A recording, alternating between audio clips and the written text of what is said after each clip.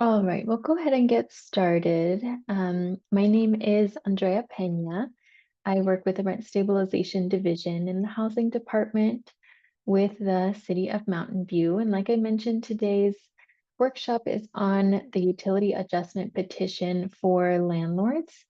Um, and we'll just go ahead and jump right in. So what we'll go over today first are what the changes in the utility billing are, sort of things to be aware of. Then we'll go into some more details of the regulations that were passed on utilities. And then we can go through the petition process itself, things to keep in mind. And then we may also do a walkthrough of the petition materials if anyone has questions on that. Okay, and just before we get started, are there any questions that folks have right at the beginning? We are a smaller group today, so I'm happy to provide some insight into maybe specifically where you are in the process. Otherwise, I'll just sort of go through the presentation as we have it, but I'm happy to sort of cater to your specific questions. You can message in the chat as well as in the Q&A function. I'll be able to see your questions there. So feel free to add any questions as we go along. All right, so just sort of an overview, like I mentioned, back in December of 2023, the Rental Housing Committee adopted some regulations clarifying that utilities are part of rent for units fully covered by the Community Stabilization and Fair Rent Act. You'll see it abbreviated as the CSFRA. And whether or not a unit is covered or fully covered by the CSFRA depends on the building and the unit makeup, when it was built, and how many units are on the parcel. So if you have questions about whether or not a property or a specific unit falls under these new regulations, go ahead and send us an email and we'd be happy to let you know from our records if it may be covered under the law or not.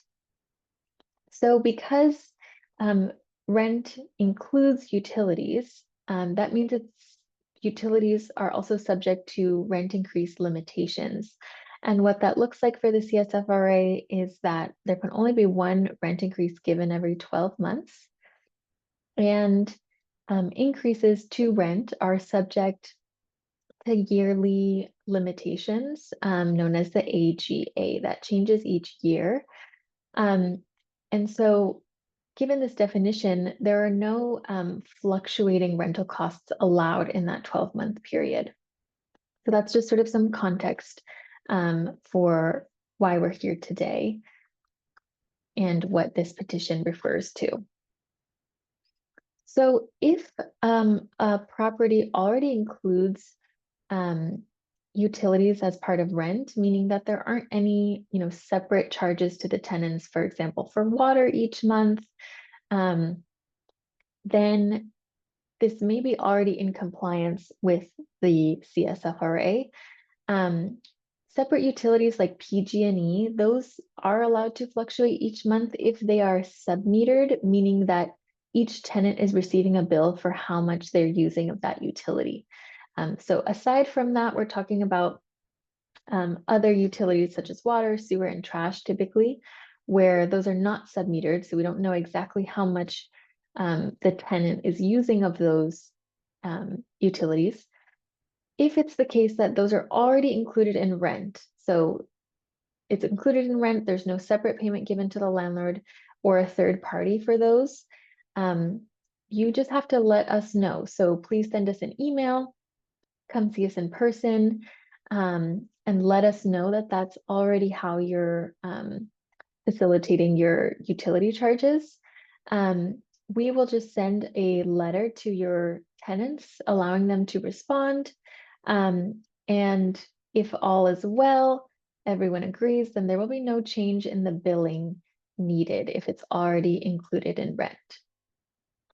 Okay, so I'm seeing one question. I'll just pause here.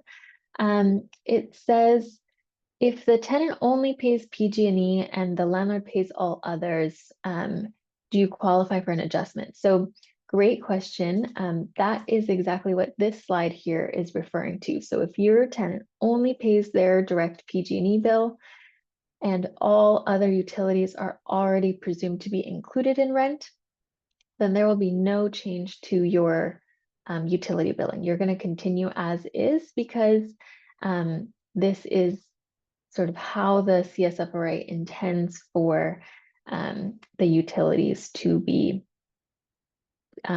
defined as, to be included in rent. So if you could just send us an email with your property address, that is great. Then you don't have to fill the petition itself. We'll just document that and allow for the tenant response.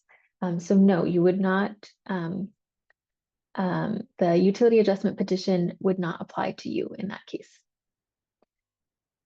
Good question. So on the other hand, many tenants do pay utilities separate from rent and either directly to the landlord or through a third-party ratio utility billing system, which we'll refer to in the rest of the presentation shorthand as RUBS. Some common third-party companies that are used are Conservice, Multifamily Utility Company. There are many others as well. And these monthly utility charges typically fluctuate from month to month. And that is not allowed under the CSFRA because, as we mentioned, the law states that utility costs are part of rent, and those can only be changed once a month, excuse me, once a year, in regards to the limits of the CSFRA. So once again, this only applies for fully covered units under the CSFRA. And once again, sub-metered utility bills, such as when a tenant pays their PG&E bill directly to that company, those can continue without change. But as far as the RUBS system itself, that is what's being addressed in this utility adjustment petition.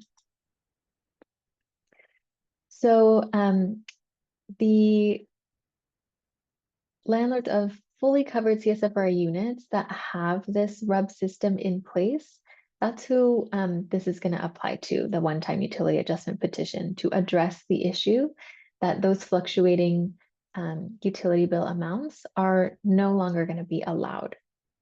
The petition is going to incorporate separately charged utilities, again, not submetered, into the total rent amount.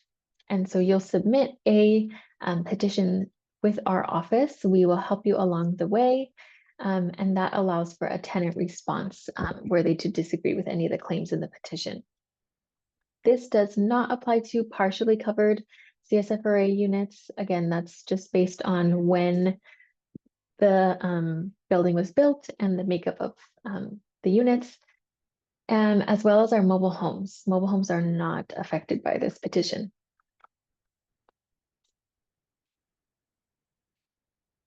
Okay, and once the utility adjustment petition is completed, RUBS will go away. So the tenants will no longer pay their RUBS bill through Conservice or any similar company, because the utility charges are going to be included in the rent and then moving forward, subject to the annual allowed rent increase. So this is just a visual with the same concept here. So you take the physical space rent that the tenant is currently paying, plus a separate utilities, which is the result of the petition process, the utility adjustment, and that will then become their new total rent. And this applies again only to certain units. So we'll go over which types of units and tenancies this may apply to. I'll pause here for any questions so far. We'll get into more of the details soon, but I want to just check if we have any more questions, whether this may apply or not in any cases. we'd be happy to help you see what may be best for your property.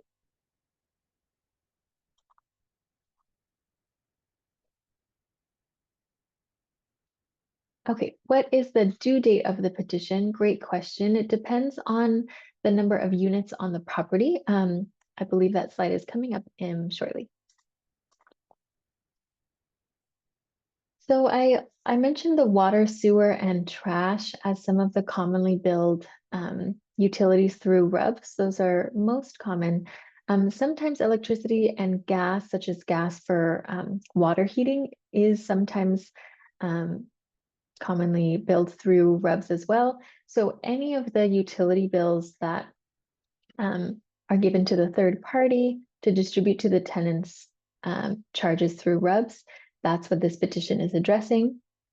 And then once again, if the landlord is already including utilities in the fixed amount of rent aside from sub-metered utilities like PG&E, that's okay, and that's going to continue. So that's a separate process that you'll notify our office that you already have that practice, and then we will go through a different process with you.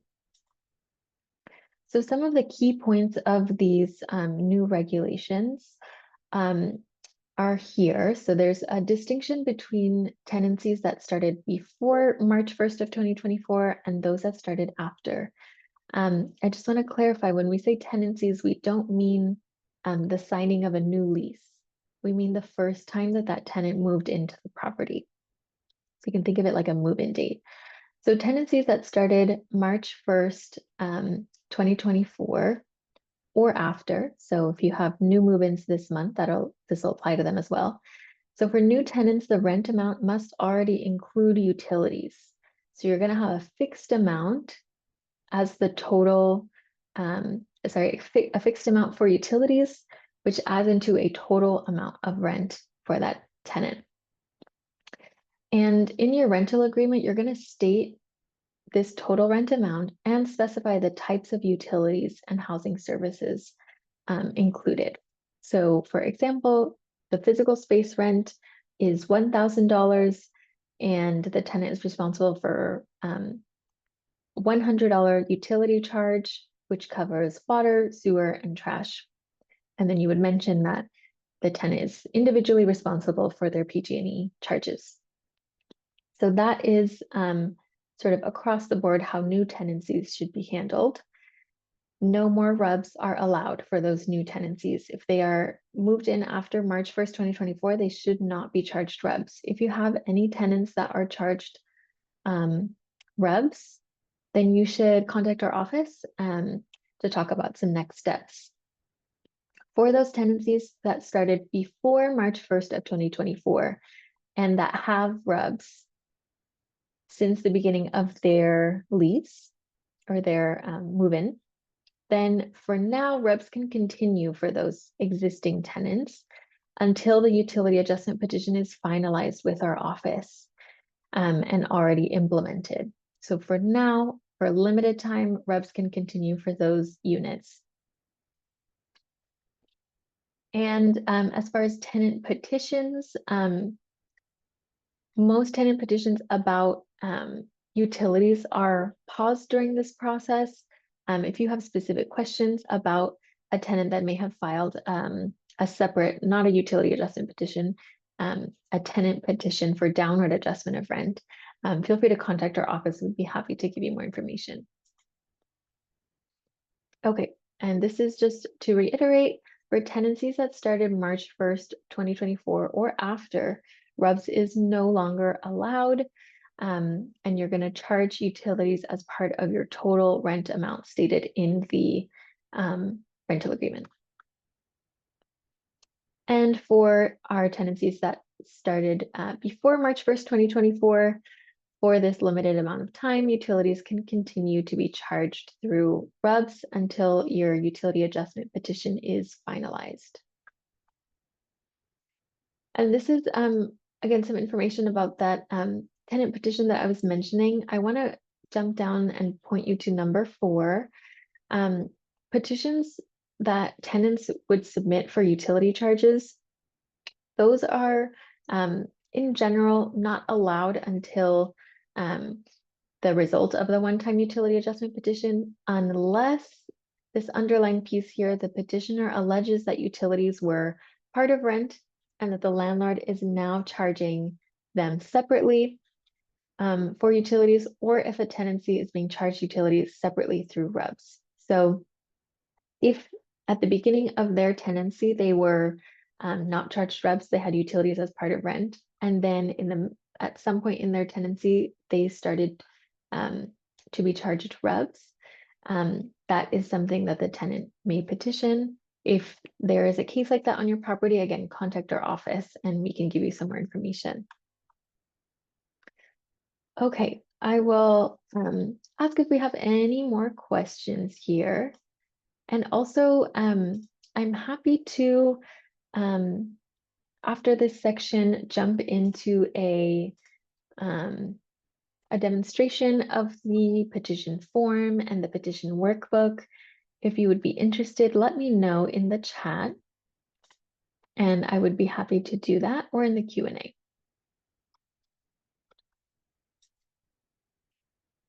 Okay, this is to that second question we received about when to submit the landlord petition. So all the materials are available now. They have been for some time. The properties that have 21 or more units, those were already due April 30th, 2025. So we've already received those and we are processing them. For units with anywhere between 6 and 20, for properties with units between 6 and 20, those are due September 30th, the end of September. So you have some time if you're in this category of properties and you've been reviewing the petition materials, you have some questions, that's great. Go ahead and let us know. Our office is happy to have one-on-one appointments with you. We have the Landlord Help Center every week on Thursdays between 1 and 3. That's a great time to get some one-on-one support. And we have some virtual office hours on Zoom on Tuesday mornings. And then for our smaller properties with 1 to 5 units, those are due at the end of the year, December 31st. And I believe I saw a raised hand. If you have a question, let me know. Oh, I see it here. Hi, Richard. If you're able to unmute and ask your question. So if you're putting in rent increases of 2.7% on the 1st of September, and you don't submit this petition until September 30th, does that mean the tenants will get another increase during the year, or will that not take effect till September 1st of next year? Great question. I know it's timely since the September 1st date is coming up. Yes. I will explain that in the next couple of slides. If you still have questions after that, I'd be happy to answer them. Okay. Okay, thank you. Okay, so let's move forward here. First, just an overview of the types of petitions that we have in this process. There are 3. Our 2 main ones are the standard petition workbook. This is if you're only charging RUBS for water, sewer, and trash, any combination or all of them. If PG&E is billed separately to your tenants, there's no gas or electric that's charged through RUBS, then you're going to go with the standard workbook. On the other hand, workbook B, the all utilities workbook, is going to apply for properties where there is a gas and or electric charge included in the tenant's RUB bills currently. We typically see, like I mentioned, the water heating as a gas charge that would make the all utilities workbook more appropriate. Once again, if your utilities are already submetered or included in rent across the board, then you would fall under a condensed petition. So before filling anything out, just reach out to our office and we can touch base with you. So here are some of the general steps that we go through in this petition process. Our office is working with you directly throughout.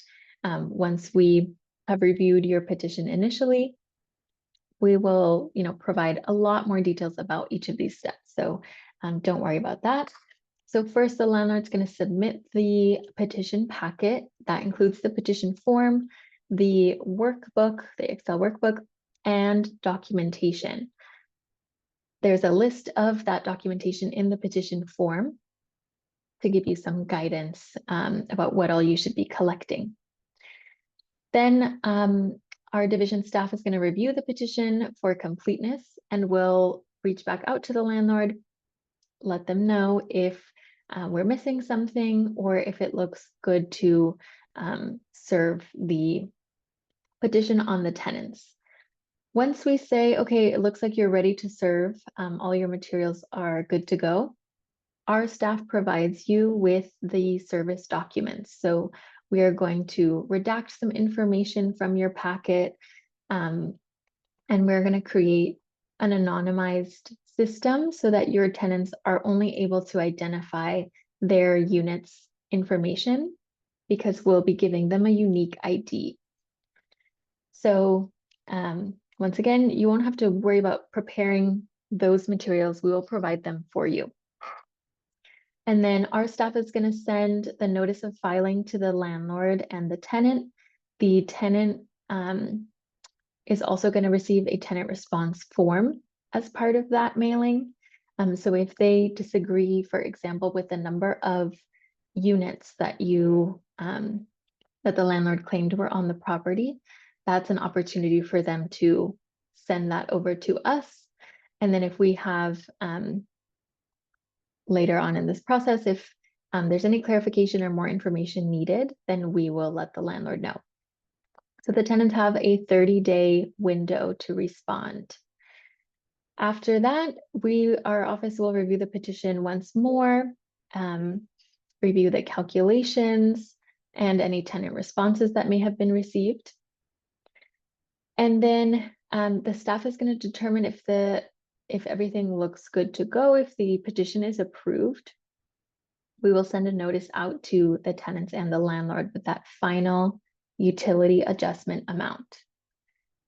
So this last step here is to determine if the adjustment, that utility adjustment, is an upward or a downward adjustment of rent according to how much the tenant was paying on average in RUBS. So I'll go into more details about this last step because I know it can bring up a lot of questions, including about, the timing of rent increases. Okay, so for, like we said, this is just sort of the same explanation in more detail. So the tenant, we need to determine with the landlord, if it's an upward adjustment of rent or a downward adjustment of rent that they're going to receive. So we'll be comparing 12 months of RUBS bills that the tenant paid, adjusted for inflation, compared with the final determination of the utility adjustment. If the utility adjustment is less than, on average, the monthly utilities paid by the tenant on RUBS, then it's going to be a downward adjustment. If the amount in the petition is more than the average of how much they were paying for RUBS, that results in an upward adjustment of rent. So what does that mean? If there is a downward adjustment of rent, once again, that the result of the petition is less than the average of how much they were paying for utilities previously, then you're going to provide that notice to the tenants, a 30-day notice that their rent is going to decrease. And you're going to do that as soon as administratively possible. So that sort of goes into effect sooner to when the petition is finalized. And you're going to let them know that they're no longer responsible to pay those REBS bills. Instead, they will be paying this utility adjustment amount as part of their rent. This here, if it's a downward adjustment of rent and the tenant is notified of that, that is going to happen regardless of the timeline of their allowed rent increase. So let's say, for example, that you give the September 1st rent increase, just the AGA, as you usually do. And then the utility adjustment petition is finalized in December, for example. Then you can apply that downward adjustment of rent as soon as possible, regardless of the fact that they had just received their rent increase a couple months prior in September. It works a little bit differently for upward adjustments of rent. So if it's an upward adjustment of rent, then this does need to coincide with their next rent increase. So you can give the rent increase, the AGA, at the same time as the utility adjustment, or it can be separate. So let's say, for example, that September 1st, same scenario. So September 1st of 2025, you apply the AGA. Then this process, for example, is finalized in December. Then if it's an upward adjustment of rent, you're going to continue REBS for that tenant until September 1st of 2026. You have to wait until 12 months since their last rent increase or since their move-in. So it has to be that 12 months. In 2026, you are allowed to apply that 2026 AGA at the same time as the utility adjustment, or you can just apply the utility adjustment. That's up to you. And down here, it shows the calculation of if you do want to apply both at the same time, the AGA, the standard rent increase, and the utility adjustment, then you're first going to calculate the AGA on the existing rent, and then you're going to simply add the utility adjustment of rent on top of that. Moving forward, once utility adjustments have been incorporated into rent, and then the year after that, you're looking to increase rent again, you're going to increase on the total rent amount, including that utility adjustment. So since this is a one-time process to incorporate utilities into rent, things will look a little bit differently. But in the future, it will hopefully simplify everything on the landlord and the tenant side, since you'll be able to apply the AGA on the total rent.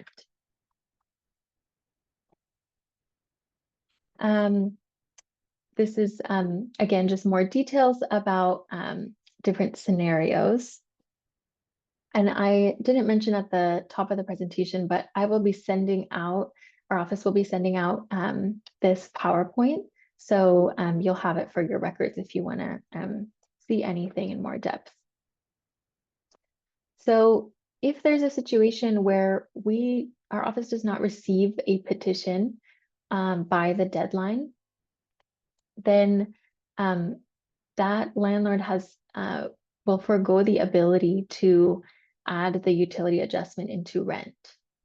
So we really want to make sure that folks that are interested are submitting this petition to our office, gathering all of their materials in time. If you believe, again, that this petition does not apply to you because utilities are already included in rent for the tenants, then you just need to let us know, because if we don't hear from you, then we're going to assume that there's REBS on the property. So please just let us know so that we're all on the same page. Okay. I'll stop again for questions. If you have any questions about the applicability of the AGA, I'd be happy to answer that. I know it's a multi-step process and a lot of different factors come into play. Next, we can look at the materials briefly, just to give you sort of an overview of what it is that the petition consists of at the beginning phases. So I'll share first here the workbook.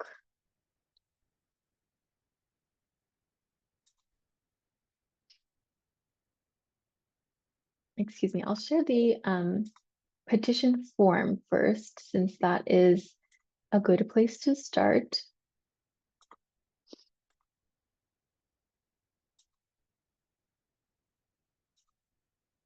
Okay, so here is the petition form.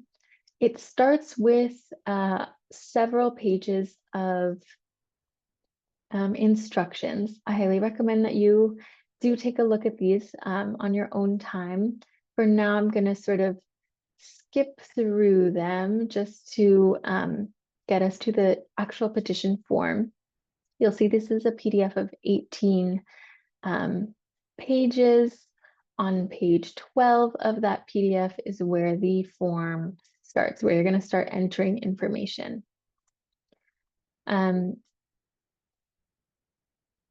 So it'll just ask some general information about the landlord. If any interpretation or translation are needed for this petition for the landlord.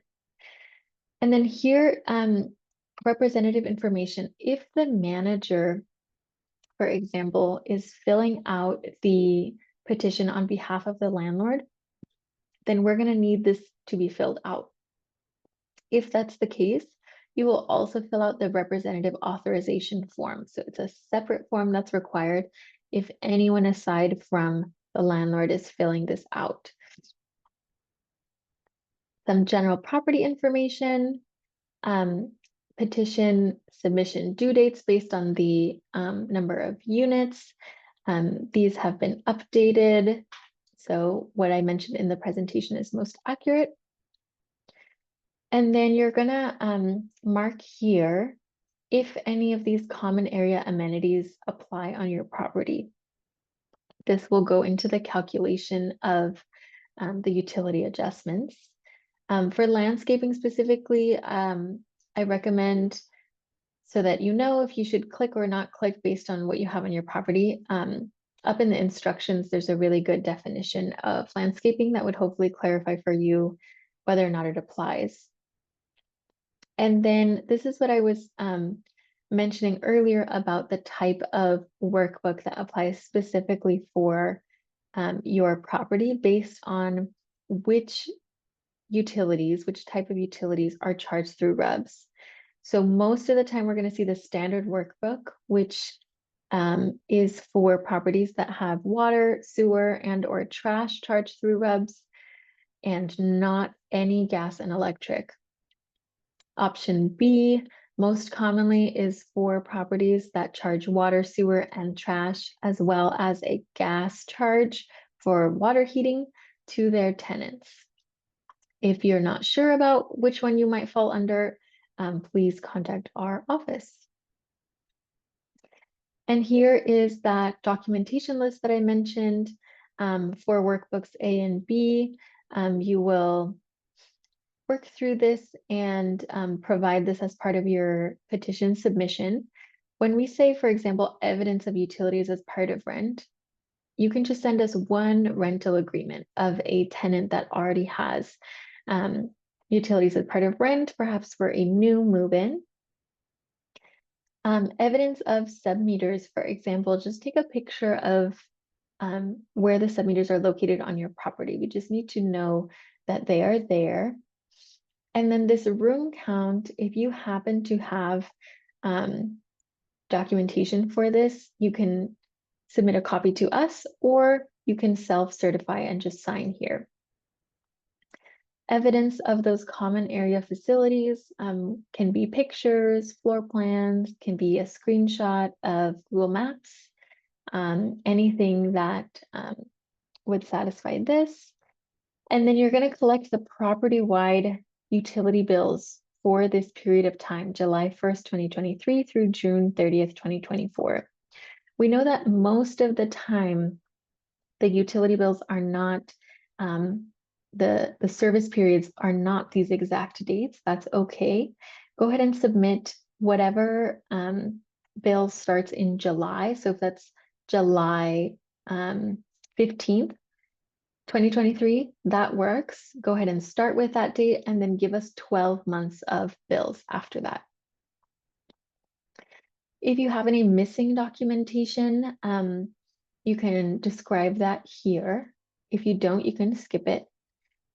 If there's anything that you would like to explain as part of your petition, please include that here. And then you'll go ahead and sign. If there is a representative who is filling this out, again, such as a manager, and we have the representative authorization form filled out, then the manager can sign here for the petition. Any questions about the petition form?